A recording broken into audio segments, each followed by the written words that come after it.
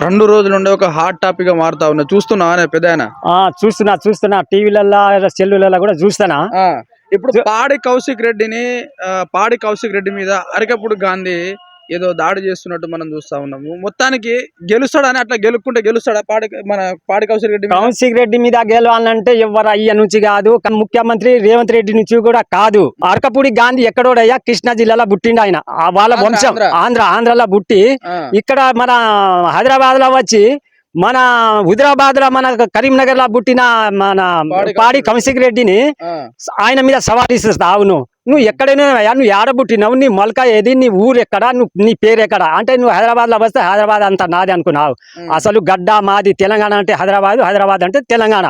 కాబట్టి నువ్వు ఆయన మీద ఏదో నేను నీకు కోర్టుకు పంపుతా, నీ లెక్క ఎంత, నీ పీకుడు ఎంత అని అంటావు. నువ్వు ఆయనతోని పెట్టుకుంటే ఆయన ఏందే మన ఈటల రాజేందర్ ని బొంద పెట్టి గెలిచిన వ్యక్తి ఆయన. టైగర్ ఏంది హుజరాబాద్ అంటే టైగర్ ఆయన. పాడి కౌశిక్ రెడ్డి అంటే ఏమనుకున్నావు, పిల్లగాల పరాశకనం అనుకున్నా. నిన్ను మాత్రం ఆయన మీద ఇప్పుడు మా టీఆర్ఎస్ మీద అందరినీ మీ జైళ్లకు కోర్టుకు పంపిస్తాను కదా.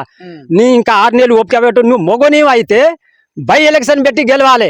నేను టీఆర్ఎస్ లా గెలిచి నువ్వు కాంగ్రెస్ లో పోతానంటూ నువ్వేమైనా మనిషి అని, నువ్వేమైనా గాజులు తొడుకున్నావా, చీర గిట్లా కట్టుకున్నావు, ఆడదానేవా మొగనివా? నువ్వు అసలు లెక్క అయితే నువ్వు ఆడదాని కింద.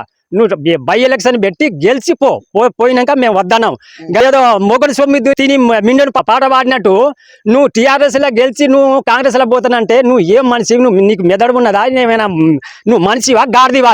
నువ్వు అరకపూరి గాంధీ నువ్వు ఏమనుకున్నావు? నువ్వు పాడి కౌశిక్ రెడ్డి మీద నువ్వు ఏదో గుండాలను, నువ్వు కాంగ్రెస్ గుండాలను తీసుకుపోయి ఆయన మీద ఇంటి మీద దాడి చేసి అద్దాలు పలగొట్టి కుర్చీలు పలగొట్టి నీ అయ్య జాగిరి అనుకున్నావు. ఇలా హైదరాబాద్ అంటే నీ అయ్యదా? అది మాది, మా సొంతం, మాది మా తెలంగాణ హైదరాబాద్. అది నువ్వు ఎక్కడ? నువ్వు కృష్ణా జిల్లాలో ఆంధ్రాలో పుట్టి నువ్వు ఇవాళ వచ్చి ఇక్కడ మమ్మల్ని బెదిరిస్తే మేము బెదిరిస్తాను అనుకున్నాం.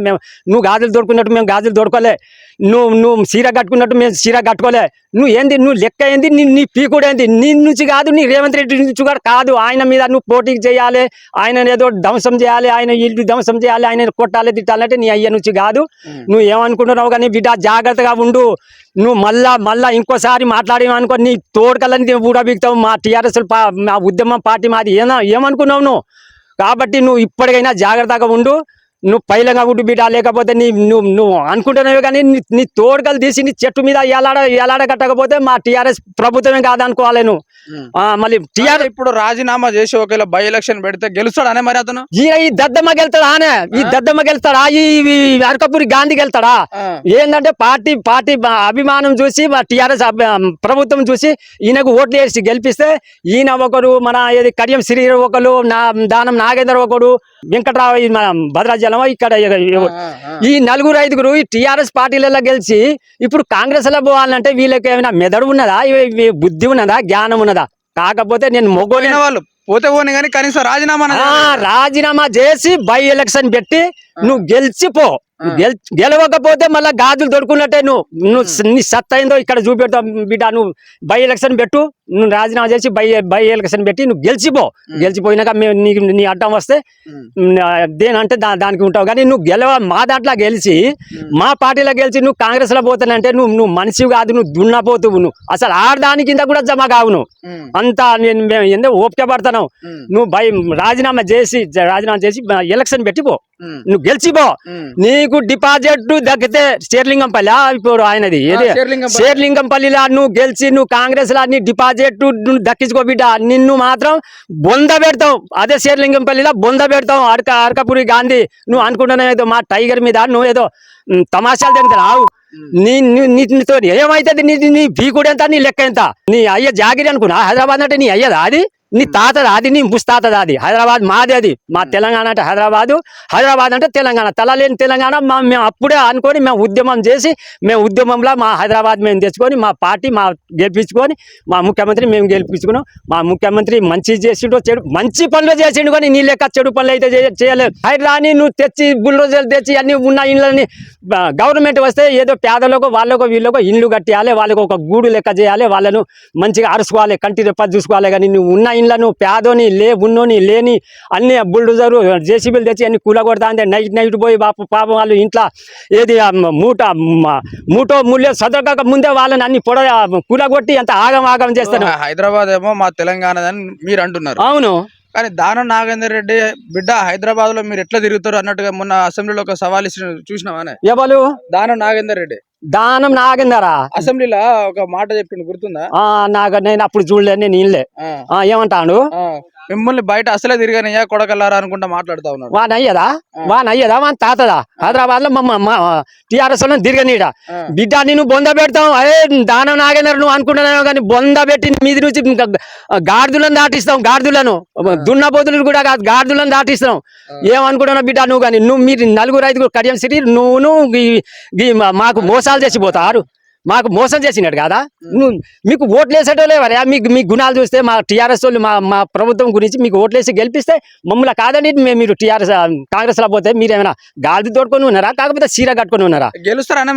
వాళ్ళకు డిపాజిట్ బై ఎలక్షన్ పెడితే డిపాజిట్ దక్కితే మేము మిసాల్ దించుకుంటా, ఒక్కొక్కరు మిసాల్ తీసుకుంటా. వాళ్ళు గెలిచేది వాళ్ళ డిపాజిట్ వాళ్ళు దక్కించుకోమను. వాళ్ళు అనుకుంటాను కావచ్చు. కాంగ్రెస్ లో పోయిన వారికి 9 మంది 8 మంది పోయిలు కదా, వాళ్ళు రాజీనామా చేసి బై ఎలక్షన్ పెట్టి బై ఎలక్షన్ల గెలిచిపోవాలి. అంతే. కాకపోతే ముక్కు 4 రాయాలి, ఇక్కడ నుంచి హైదరాబాద్ వరకు ముక్కు 4 రాయాలి. వాళ్ళు అనుకుంటానేమో గాని మరి ఏం తమాషా తింటారా వాళ్ళు? కేసీఆర్ మొట్టజీకి ఆయన సుల్లిజీకి ఇప్పుడు గెలిచి రేవంత్ రెడ్డి సుల్లిజీకి పోయినారు. ఇప్పుడు ఒకవేళ ఇప్పుడు కేసీఆర్ మళ్ళీ ఇప్పుడు కేసీఆర్ ఎందుకు వస్తలేడు? మరి మీ నాయకుడు బయటకు ఎందుకు వస్తలేడు? మా నాయకుడు అంటే ఈ దేశానికే ఒక నాయకుడు ఆయన. అంటే ఈ పిచ్చగుండ్ల కాడ ఆయన పోయి మాట్లాడతాడు. ఆయన ఏం లెక్క మనుషులు వీళ్ళు, ఏం లెక్క మనుషులు అని ఆయన వాళ్ళ దగ్గర కుర్చీ మీద కూర్చొని మాట్లాడతాడు. ఆయన కూర్చోవాలంటే ఎక్కడికో ఆకాశం మీద ఉండాలి. ఆయన కొట్లాడి తెచ్చిన తెలంగాణ ఆయన. ఈ పిచ్చగుండ్లు తెచ్చిన తెలంగాణను కుక్కలు కనుక ఇస్తారు కనుక నాకినట్టు ఈడొకరు నాకు దాన్ని ఇస్తారు, ఎంగిలి ఇస్తారు నాకు దాంట్లో వీళ్ళు అనే తెలంగాణ తెచ్చింది. ఉద్యమం చేసి దెబ్బల పడి జైలుకు పోయి కోర్టుకు పోయి తెచ్చిన తెలంగాణ కేసీఆర్. అంటే కేసీఆర్ ఎందుకు అసెంబ్లీలో వస్తలేడని అనుకుంటా వీళ్ళు. అంటే భయపడా, వీళ్ళతో భయపడా. ఆయన ఒక ఆతి కూడా బీకలేరు, ఒక కొస ఎంటిక కూడా బీకలేరు. కాంగ్రెస్ వాళ్ళు ఒక కొస ఎంటిక కూడా బీకలేరు. కేసీఆర్ కొస ఇంటికి కూడా పీకలేరు. హరీష్ రావు అయినా కేటీఆర్ అయినా వాళ్ళ అనుకుంటారు కావచ్చు. మనం చాలా మంది ఉన్నాం కదా, మేము ఎమ్మెల్యేలు 65 మంది ఎమ్మెల్యేలు, ముఖ్యమంత్రి మనకై ఉన్నారు కదా. ఈ ముఖ్యమంత్రి చేసిన పరిపాలన ఏంది అంటే ఈ జనాలను మొత్తం వాళ్ళ రౌడీగాళ్ళను వాళ్ళని వీళ్ళని పంపించి ఈ టీఆర్ఎస్ వాళ్ళను జైల్లో పెట్టుడు, ఆ కార్డు ధ్వంసం చేసుడు, ఆడ ఏది మన వరద కొట్టుడు. ఖమ్మంలా పోతే పాపం ఏదో చిన్న పెద్ద రైతులు ఉన్నారని వాళ్ళకు ఏదో ఆదుతామని పోతే ఆడ హరీష్ రావు కారును ధ్వంసం చేసిర్రు. కోడిగుడ్లతోని టమాటాలతోని అక్కడ ఆడ చేసిర్రు. మళ్ళీ నల్గొండ ఆడ పోతే ఆడ చేసిర్రు. మళ్ళా ఇక్కడ మన ఈ పాలేరు పోతే ఆడ చేసిర్రు. అంటే వీళ్ళ మంచితనం ఉంటే వీళ్ళెందుకు పోతారు? వీళ్ళు పోకనే ఈ దద్దమ్మలు పోకనే వాళ్ళంత మంది 10 సంవత్సరాలు చేసిన వాళ్ళు కదా, వాళ్ళ పానం ఆగతలేదు. మంచో చెడో పేదలకు వాళ్ళకు వీళ్ళకు అరుచుకున్నారు కాబట్టి అరుచుకోవడానికి పోతే రౌడీగాళ్ళను ఆ గుండాలను పంపించి వాళ్ళని కారు అద్దాలు అది ధ్వంసం చేసి అట్లా చేసిరు. వాళ్ళని జైల్లో పంపుడు, వాళ్ళనే కొడతారు, మళ్ళీ వాళ్ళని జైలుకు పంపిస్తారా? ఇప్పుడు రాష్ట్రం అంతటా కూడా ఒక్క ఊరు కూడా ఇడిచిపెట్టకుండా మొత్తం పోలీసులు అంటే ఇక వాళ్ళ చేతిలో ఉన్నారు కాబట్టి పోలీసులను పంపించి అందరినీ జైలుకు పంపిస్తారు. ఎంతమందిని జైల్లో పంపిస్తారో అంతవరకు కూడా మేము చూస్తాం. మేము ధర్నా చేసి బిడ్డ నిన్ను కుర్చీ దింపకపోతే రేవంత్ రెడ్డి నువ్వు అనుకుంటున్నావు కావచ్చు, నిన్ను మాత్రం సీఎం కుర్చీ దింపకపోతే మా తెలంగాణ రాష్ట్రమే కాదు, మేము జనాలేం కాదు, మేము ప్రజలే కాదు, నువ్వు అన్న హామీలు ఎక్కడ నెరవేర్చినావు అది మాకు చూపెట్టాలి.